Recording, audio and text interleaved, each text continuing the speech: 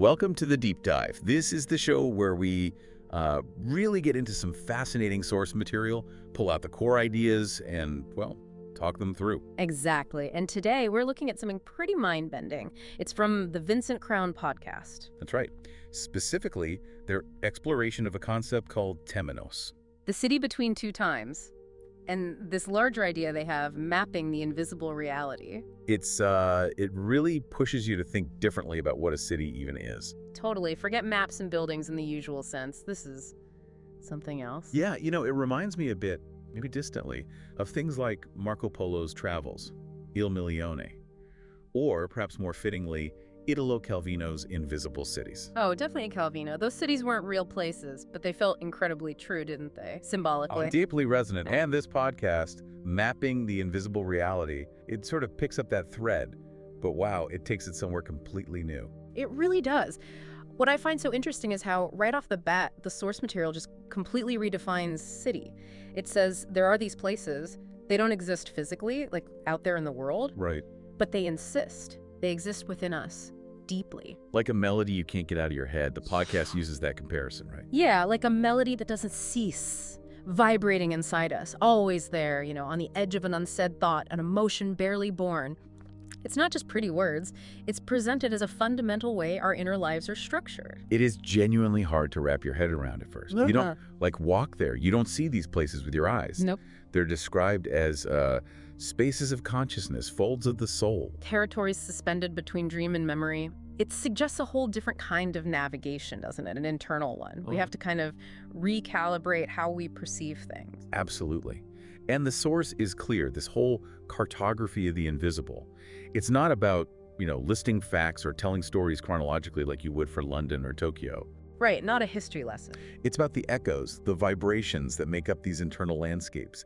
Each city they explore is basically a state of the soul. And that's the profound shift, isn't it? From the external observable world to this internal felt reality. The suggestion is our inner worlds are just as complex, just as real, just as worthy of mapping as, the Andes or the Amazon. Which brings up the big question, why? Why bother mapping something invisible? What's the point? And the answer the source gives is, well, it's pretty deep, almost existential. It suggests we might be living in, metaphorically speaking, a black hole that creates universes. Meaning our usual reality or how we see it might be kind of limited, a void in a way. Kind of. And the implication is that only by mapping what cannot be seen can we find the exits that have no form. Think about that, finding exits without form by mapping the unseen. Exits that have no form. That phrase really sticks with you. It suggests that the way out of our deepest problems, the ones we can't quite name, the emotional knots, the creative blocks, maybe the solution isn't a concrete thing. Exactly. It's not about finding a physical door. It's about shifting your internal landscape until the problem, well, maybe it just dissolves. It's about learning to navigate the abstract, the emotional, as if it were actual terrain. So for you listening, this deep dive. Yeah. Well, it's not a guided tour with a clear path. There are no secure routes, no beginnings, no ends. Just stations of the soul, pulsations of thought. It's an invitation, really. A journey back to, as the source puts it beautifully, the reflection of what we were before having a name. And you don't need to pack anything. No luggage. Just be willing to get a little lost, or maybe productively disoriented to remember where you started. So yeah, get ready to explore Témenos. Let go of your usual maps. Use a different compass for this one, an inner compass. Okay, so we've set the stage for these invisible cities. Let's dive into the first one, Témenos. The city suspended between two times. The way you get there, it's immediately strange, right? It's a paradox. It really is. The source makes it super clear. You don't discover Témenos like finding a new island. It's not about stumbling upon a lost ruin. So how do you get there? It's about penetrating a crack in the invisible structure of time. Think about that. Not space, but time. Ooh. You don't use roads or maps because it doesn't exist in, geographical space. Its existence depends entirely on a specific state of mind. So it's less about traveling out there. And more about traveling in here, inside your own consciousness. That's where it gets really fascinating for me. Finding a hidden dimension within yourself, almost. So if it's a state of mind, what state are we talking about? Can you, practice getting into it? That's the key question. The source identifies it as the uncertain interval between loss and transformation. Okay. Unpack that a bit. It's that in-between moment, between the understanding that glimpses and the event that has not yet occurred. It's truly liminal. Think about major life changes. Like losing a job. Yeah. Or a relationship ending. Exactly. Or even finishing a huge project you've worked on for years. The old thing is gone, the old identity maybe, but the new one hasn't quite solidified yet. You're kind of floating, unmoored, vulnerable, but maybe open to. Precisely. That uncomfortable, maybe fertile space where you've let go but haven't grabbed onto the next thing. And what does that say about our normal, everyday reality?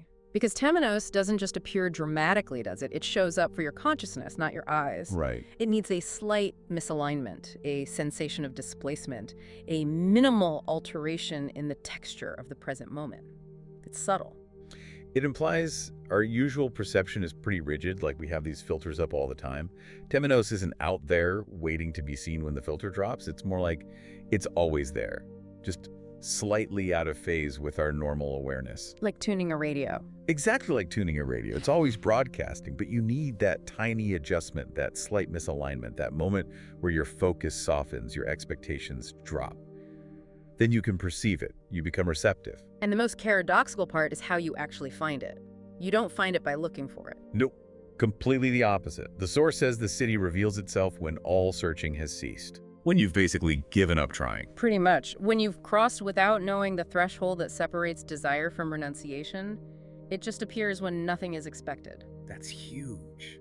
In our world, everything is about goals, striving, wanting. But Témenos seems to exist in that space of just letting go, releasing the need to find something. It's like the act of surrendering the goal creates the opening for the unexpected, the invisible, to actually show up. Finding through non-doing. Wow. So, okay, you've reached this threshold, maybe without even realizing it.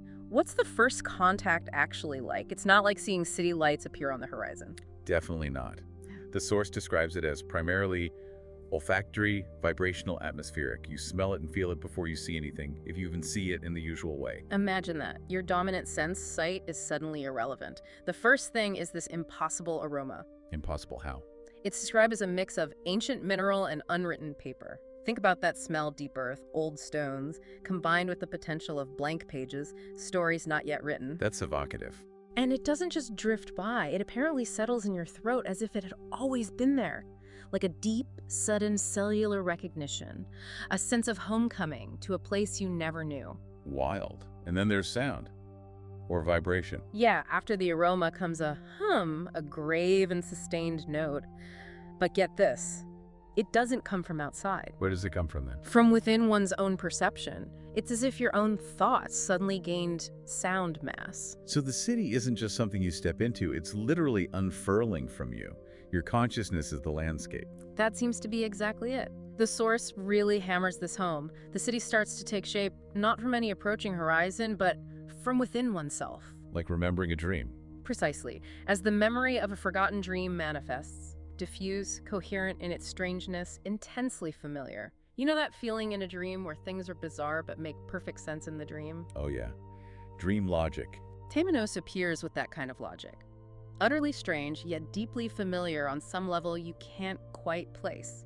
It's less seeing a city and more like remembering one from the depths of your own being. Okay, so the city is manifesting from within. What about its structure? Its streets and buildings? The source says the streets aren't made of dirt or stone. No, they originate from the mental bifurcations that we once avoided. Whoa. The choices you didn't make. Exactly. And when you walk on them, you don't feel solid ground. You feel the fragility of an untaken decision, of a life not lived. That's intense. Every step is a what if. It seems like it. It connects our inner choices, the paths not taken, directly to the physical or maybe not so physical reality of the city. It's like a landscape literally built from our alternate possibilities. Yeah. A living map of our could-have-beens. And the buildings. They're not exactly finished, are they? Not at all. Nothing in Témenos is completely finished. The structures are described as slightly curved inward, almost like they're waiting. Waiting for what? Waiting to be understood before assuming a definitive structure. There are no closed roofs, no proper doors, no symmetrical windows. It's like the observer's thought, or maybe some internal vibration, is needed to give them their final shape. They're constantly in flux, always becoming. Responding to you. That's the idea. Forms seem to respond to the thought of the observer. And instead of, say, bustling town squares, you find these open spaces that aren't for gathering, but for suspended contemplation. So this incompleteness isn't a bug, it's a feature. It seems to be the core principle. It reflects the city's nature as a place of transition, a mirror to our own unfinished journeys. It suggests completion might be an illusion, and the real beauty is in the potential, the process. What about getting around? If the streets are made of what-ifs Yeah. and the buildings are unfinished, how do you navigate? The source says it's designed to impede linear advance. Yeah. Every street returns without repeating. Every curve opens a new possibility of deviation. It sounds like you'd be instantly and permanently lost. Right, a nightmare. But, and here's the paradox again, the traveler doesn't get lost. Wow. Because in Témenos, one does not advance. One circulates within the same expanded state. It's like the soul were traversing its own internal cartography. So movement isn't about distance covered. It's about exploring your inner self, like walking a labyrinth where the path changes based on your thoughts. Each turn is a shift in perspective, not just direction. You're not trying to get somewhere, you're exploring the state you're in. The map is you. Okay, this city is already unlike anything else. What about the people? Are there inhabitants? Well, the source is careful with that word. If they can be called inhabitants, it says they do not walk like humans nor float like specters. Something in between. Seems like it. They move with this ritual slowness, every gesture feeling like part of some hidden ceremony, almost archetypal. Archetypal how? What do they look like? They have slightly human faces, but express no emotion. Instead, they emit a resonance, a kind of contained vibration. Imagine a grief without... Incredibly abstract. And they don't speak. No, but their mouths tremble as if pronouncing words that cannot be translated. It suggests a kind of communication that's beyond language, maybe purely emotional or vibrational. They're not really individuals, more like pure states of being, echoes. Wow. The source says when you watch them, you feel like you're observing future or past versions of oneself, trapped in an eternal instant of non-becoming. Yeah, like looking in a mirror and seeing not just you now, but all the yous that could have been or might still be. It's eerie, definitely, but also makes you think. They're described as crystallized archetypes, fragments of the soul projected into human architecture. Not people, but pieces of us made manifest. Exactly, and this fluid, non-linear feeling extends to time itself in Témenos. No clocks, no calendars, obviously. But time isn't absent, is it? No, it vibrates with a concrete density. It's felt, not measured. Every step you take apparently opens a possibility that does not exist and closes another that was never considered. Each moment is a potential turning point. A nexus point. Yeah. And the present is in the line. It's a field of suspension where everything occurs a second before being thought. How weird is that? Thoughts you have seem to have already been spoken. Gestures repeat with tiny variations, making you question if it's a loop or something breaking. It sounds like it should be completely chaotic and anxiety-inducing. Vertigo, right? You'd think so, but the source insists. No chaos, no vertigo, no anguish. Why not? Because underneath it all, there's a hidden order. It's like everything follows a score written on another plane of reality, a melody you can only hear when you stop trying to hear it, when you ceased to desire to contemplate it. So letting go of the need to understand allows you to perceive the harmony. That seems to be the idea. Our usual way of thinking about time creates the chaos. Surrender that and you find the underlying rhythm. So who ends up in a place like this? It can't be a casual visit. It sounds like it requires a certain vulnerability. Definitely not a tourist spot. The source says only those displaced from themselves by a force greater than will find their way there. People who are profoundly adrift. Those who've lost something they cannot name, a purpose, a core belief, maybe. Or felt the ground open without breaking, a deep internal shift with no external cause. Or felt time stop without stopping, stuck in some inner stasis. People in deep transition, essentially. Exactly. And the city receives them without exigence, without judgment, without promise. It just absorbs them, like a drop in ancient stone. Not a warm welcome, more like an integration. And that's when the real journey starts. Yes, the true transit begins, not outward, but inward. You traverse Témenos through subtle memory.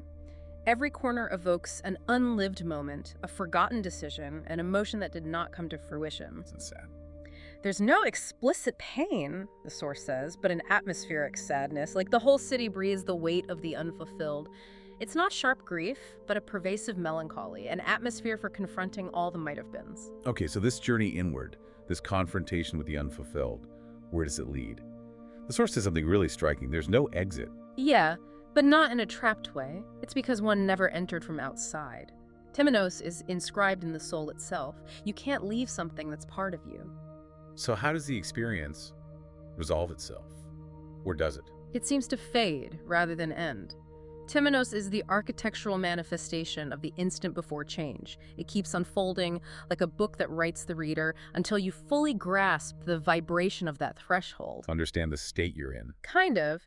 And it only starts to fade when you accept the vertigo of not knowing what follows, when you stop needing to move just for the sake of moving. So acceptance of uncertainty is key. Surrender again.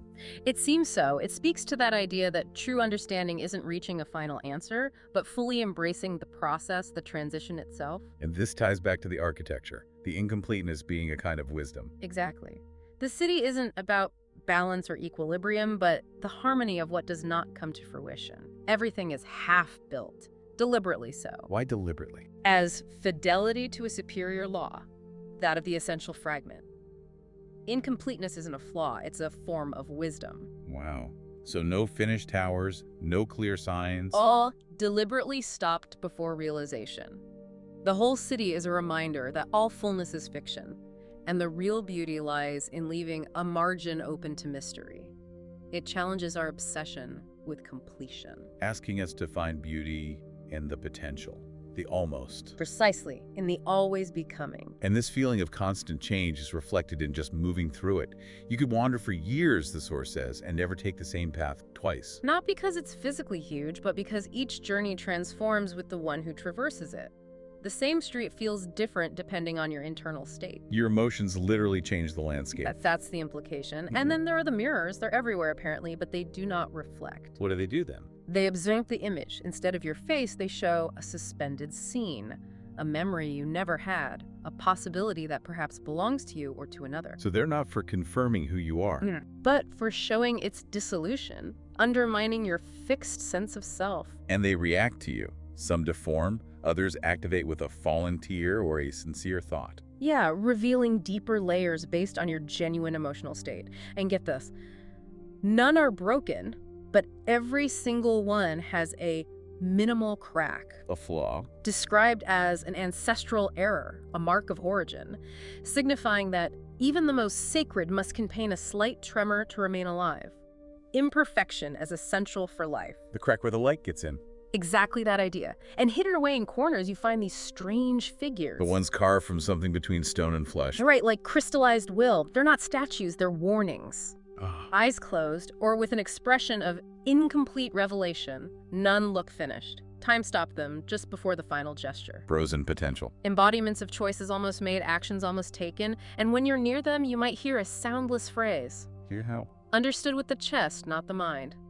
A deep gut feeling of visceral knowing. And if you stay there, looking at them, You might start to see yourself differently. Not as one has been, but as one still could be. They reflect your own unresolved potential, who you are still in the process of becoming. okay, let's talk about the center of Témenos, or what passes for a center. The source mentions an unnamed central plaza. Yeah, a circular space where paths seem to both converge and none. Paradoxical again. And no statue, no fountain like you'd expect. It's a tree. A single leafless tree. But it changes shape according to the time of day, even though there's no sun. How does it change? Like stages of life. Yeah, A child in the morning, a mother in the afternoon, an elder at night. It cycles through these archetypes. and its shadow is special. Incredibly so. It's called the only place in the city where everything ceases. Thoughts, memory, even the self. Complete shutdown, blank slate. Total cessation. Yeah. Imagine your inner monologue just stopping. Yeah. Your sense of identity dissolving. People who sit there do not return the same. Some cry, some laugh, but afterwards, they are all profoundly silent. Like a mental reset button. The ultimate meditation, maybe. Could be. And that silence apparently propagates like a wave through the city. It's transformative. This deep silence seems connected to how communication works there too. Language isn't really for talking, is it? No, it serves as a field of resonance. Words are evoked, not said. You construct atmospheres, not sentences. It's about shared feeling, not information exchange. Like telepathy almost. The source gives an example. Right. If you think something intensely, really focus on it. Someone around the corner might just hand you an object. Exactly. An object that embodies that thought, a rusty key, a folded leaf, a blue cloth, without them ever having heard your thought in words. So objects become the language. Objects speak more than mouths, the source says. In a language prior to language, the language of what has not yet happened but already exists, vibrating on the edge of the possible, it's communication on a purely intuitive potential level. But staying in this resonant identity-blurring place, there's a risk, right? A big one. The dissolution of identity. Not physical death, but losing your fixed sense of self. How does that happen? When you try to remember your past, who you were, the memory gets modified, transfigured, not faked, but altered fundamentally. Témenos gives you a more honest, naked, vibrational version of the story one has told oneself. It strips away your self-narratives. That sounds potentially terrifying. Which is why many choose to leave, the source says, to hold on to some sense of a distinct self. But others stay. Why stay? Because they understand deeply that maybe there is no self to return to. They embrace the fluidity and become part of the silent rumor of the city, adding their vibration to it. It's a fundamental choice about the nature of self. So Témenos itself, it doesn't demand anything. No loyalty, no worship. None at all. Its presence is simply a gift and a test. The gift of insight, the test of your willingness to let go. It's a mirror to the time that has not yet been named. Reflecting what vibrates when you just stop, listen, and don't expect an answer. Exactly. And the big takeaway. No city is more real than that which never finishes appearing. Its power is in its perpetual becoming, its constant unfolding. We've covered so much ground. The entry, the architecture, the beings, the time, the language. Yeah. But there's one more layer, isn't there? The invisible heart of Témenos. Yes, a place even deeper within. And you don't find it by walking. It's not on any internal map you control. How do you get there then? The city itself decides. The ground changes texture, the air expresses itself as if it were a thought. You're kind of diverted, gently guided without being touched. And suddenly you're just there. You find yourself in the invisible heart of Témenos, in the non-physical center, the doorless room where the unborn dwells. It's beyond navigation. It's a shift in being, an inner sanctum. The doorless room where the unborn dwells. What's it like inside?